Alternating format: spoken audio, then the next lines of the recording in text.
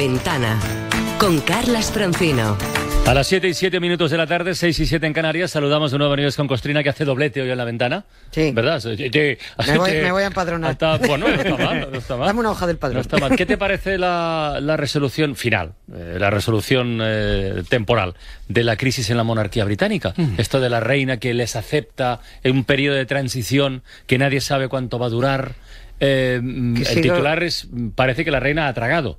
Sí, ¿no? pero sigo sigo sin entender absolutamente nada, sigo sin entender qué es esta pareja y qué pinta y qué hace y de qué va. Y entonces, que haya una crisis y que se pueda abrir un informativo con dos personas que para mí son absolutamente insignificantes en cuanto a su trascendencia, pues sigo alucinando mucho, pero bueno, esto es así y así no lo comemos. Bueno, hay para un capítulo futuro de The Crown.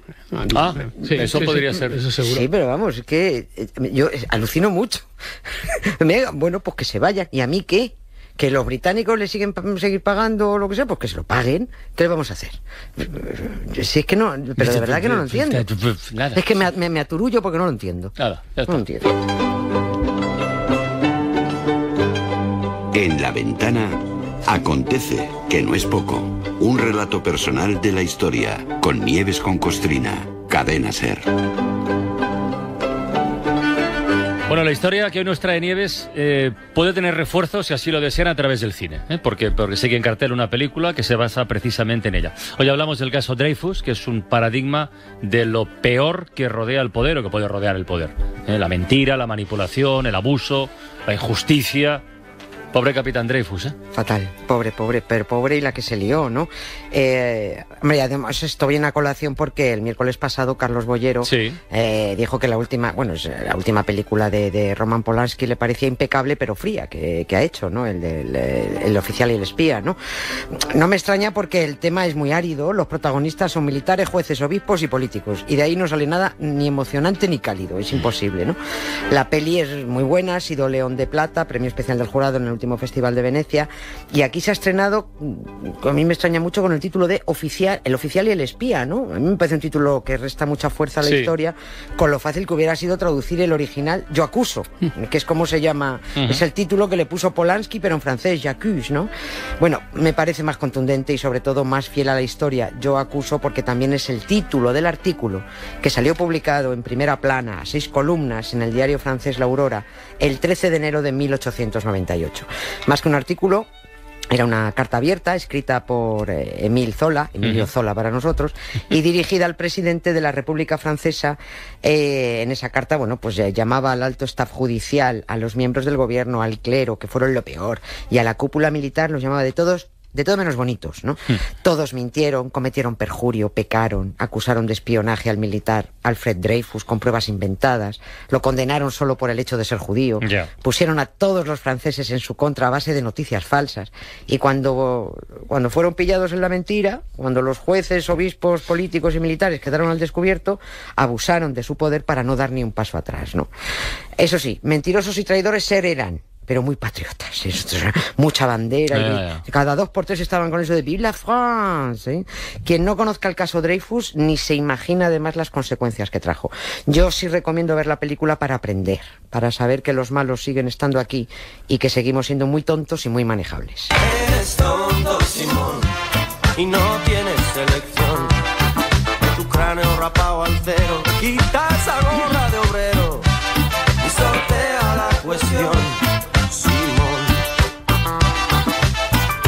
Igual para entender por qué toda Francia, o casi toda Francia, la tomó con este militar, con Alfred Dreyfus, habría que saber, o habría que recordar que en Europa se había impuesto una ola tremenda de odio a los judíos, pero ¿no? tremenda. Finales del siglo XIX. Exactamente, sí. Ahí, a finales del XIX, se instaló una judeofobia absurda, muy loca, ¿no? El antisemitismo se disparó, ¿no? No había ningún motivo, solo había creadores de odio. Hay que estar muy atentos, porque siguen aquí. Son creadores de odio, propagadores cargadores de mentiras para calentar a la plebe y, bueno, una mayoría de la ciudadanía, como sigue ocurriendo, está por uvas, no piensa por su cuenta y no se pregunta cosas. Gente que se maneja con un dedo, ¿no? La palabra antisemitismo nació justo en esos finales del 19 y una de las cosas que agitó el odio a los judíos en Francia fue algo que ocurrió en España hacía 400 años. Onda. Esto tendremos que contarlo más despacio porque es muy alucinante, muy alucinante. Si fue grave y trajo consecuencias este caso Dreyfus, que además de dividir a la sociedad francesa en dos, fue a partir de entonces cuando los judíos empezaron a plantearse por primera vez pedir la creación de un Estado de Israel en Palestina. Ahí empezó todo. De ahí parte todo el lío que tenemos ahora por Oriente Próximo. Y una aclaración antes de seguir para centrar muy bien el tiro, porque esto de los judíos es muy peliagudo y ya tengo experiencia y se cuente como se cuente siempre se sale escaldado. Vamos a hablar de la judeofobia, del antisemitismo que circulaba por Europa en el siglo XIX y que provocó el escándalo y la injusticia del caso Dreyfus. No mezclemos con asuntos actuales, aunque ahora se estén pagando las consecuencias de aquello y las víctimas de entonces puedan ser los verdugos de ahora, ¿eh? Pues sí. Pero separemos las épocas para no hacer una melee que sería tremenda. Nos vamos a la historia de Dreyfus con su contexto francés. Pues el contexto es que a este capitán lo acusan de ser un espía alemán. Y es eso en una Europa con ambiente prebélico y con los alemanes precisamente como principal enemigo. Se dio todo, sí, era claro. todo muy redondito, muy redondito.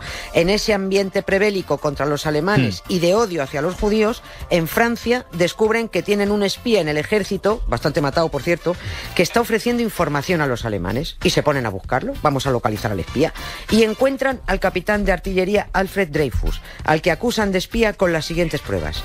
Tiene familia alemana. Viaja a Alemania de vez en cuando a ver a su familia. Habla alemán. Y lo más bonito de todo, es de origen judío. Ya está. Esas eran las pruebas. Y con estas bonitas pruebas acusan y juzgan al capitán Dreyfus. Quiero ser alemán. Quiero ser liberal. Quiero dar y recibir. Quiero ser occidental. Quiero ser Norma Jean. Quiero ser el Watergate. Quiero ser la vía alternativa porque de esta estoy seguro que os cansaréis. El caso de Dreyfus lo que hace es ilustrar a la perfección eso que utilizamos a menudo de ser cabeza de turco o chivo expiatorio, que a mí me gusta mucho lo del chivo también. Chivo expiatorio, efectivamente, ¿no? Dreyfus era la víctima perfecta, sobre todo judío, eso que fuera judío les encantaba a los de la sotana, a los de los uniformes, a las togas, a los políticos, todo. No podrían encontrar a nadie mejor para acusar. No repararon en gastos para demostrar que aquel oficial era un traidor, cuando el pobre además es que tenía una trayectoria absolutamente intachable. Ya. Intachable, no había nada en su hoja de servicios, ¿no? Se manipularon pruebas, se compraron delatores, se inventaron testigos. Sus compañeros de armas hasta le entregaron una pistola para que se quitara de en medio con honor. Menos mal que se resistió, ¿no? Dreyfus fue humillado, degradado y condenado a cadena perpetua por traidor. Los militares además son muy teatreros, ya habéis visto con estas cosas, ¿no? Hacen esas pantomimas chorras de romper el sable del degradado, le arrancan los galones en un patio con todo el mundo allí formado, ¿no? Aquella farsa dividió a toda la opinión pública, partió el país en dos, y pese a los ruegos para que se reabriera y se revisara el caso, cuando ya eran abrumadoras las pruebas de que todo había sido un gran montaje, nadie daba el paso. Es que había tantísima gente implicada, de la jerarquía judicial, del clero, del gobierno, de la cúpula militar, que es que no había juez que aceptara revisar el caso, porque es que estaba media Francia pringada, ¿no? Emilio Zola fue el que no aguantó más, se infló y publicó Yo acuso en el diario La Aurora aquel 13 de enero. Zola definió aquel escrito como un grito de mi alma, porque la injusticia era inaguantable. Pero, ¿y el presidente de la República tampoco podía, no sé, ordenar la revisión del caso? Hubiera podido si era el presidente de la República, pero era un cobarde. Y tenía pánico al ejército y a sus oficiales, porque es que estaban pringados en la farsa hasta las cejas, y bueno, pues dijo, a ver si se me van a volver en contra a mí, ¿no? Félix Faure se llamaba el presidente, François Félix Faure, ni un francés sin el François delante. Prefirió mantener la mentira, tapar la injusticia y, a ver, hoy no voy a poder, será otro día porque estoy abriendo muchos melones y no me los voy a poder comer todos. Pero en cuanto pueda, me voy a cebar con el presidente francés Félix Faure, al que Zola dirigió su Yo acuso, porque se murió de una forma muy peculiar y muy vergonzante para él. Y puesto que fue tan cobarde como presidente, haré leña del árbol caído para manchar su memoria. Hace falta ser muy tonto para morirse como se murió. Bueno, sigo con el Yo acuso de Zola. Y solo vamos a dar un par de datos porque conviene conviene leer esa carta abierta al presidente de Francia. Está traducida, publicada en todas partes. Se abre Google y ahí está, se puede leer, es muy fácil encontrarla. Sigue siendo ejemplo de periodismo libre. Y además, para que vayan a ver la peli y comprueben la que se lió con esa publicación.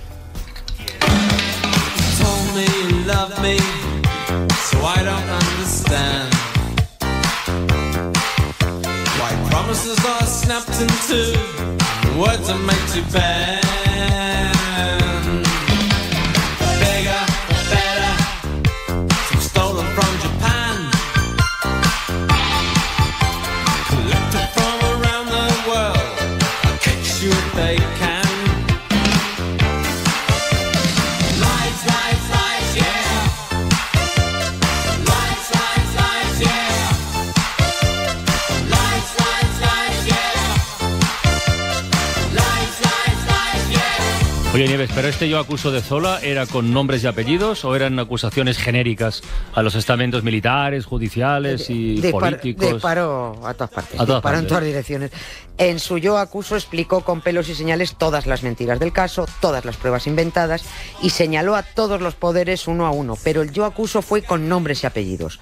Acuso al coronel tal por maquinar una trama. Acuso a los clericales tal por señalar a un inocente. Acuso al general cual por haber fabricado pruebas. Acuso a los grafólogos por haber ocultado las pruebas de la inocencia. Acuso a los servicios del Ministerio de la Guerra por haber manipulado a la prensa. Acuso a tal y cual periódico por haber publicado mentiras, sabiendo que lo eran. Y terminaba Zola diciendo: al lanzar estas acusaciones, no ignoro que me expongo a que me apliquen los artículos 30 y 31 de la Ley de Prensa, que castiga los delitos de difamación, pero me arriesgo voluntariamente. ¿Y le aplicaron la ley? Le aplicaron, se tiraron en plancha por él. En menos de un mes ya lo estaban juzgando por difamación y apología del delito. Y bueno, Zola acabó condenado al exilio, pero bueno, alguien tenía que decir la verdad y él la dijo. Y la verdad acabó imponiéndose, pero trajo la ruptura de un país que rompieron precisamente los de la banderita y la patria. Los bosingleros que decían defender Francia la destrozaron y provocaron una cascada de consecuencias internacionales inimaginables. Nació el sionismo para reclamar un Estado propio para los judíos, ya que se encontraban repudiados en todas partes, o sea que la liaron buena. Se produjo en Francia la separación definitiva de Iglesia y Estado. Bueno, el capitán Alfred Dreyfus recuperó la libertad y fue rehabilitado con el grado de comandante, pero sufrió lo indecible.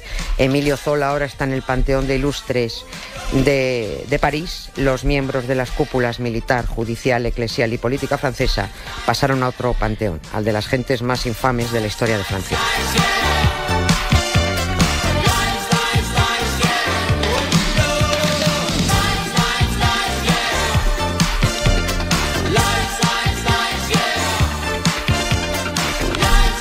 Hasta mañana, Nieves. Hasta mañana, Carlos. La Ventana, con Carlas Francino.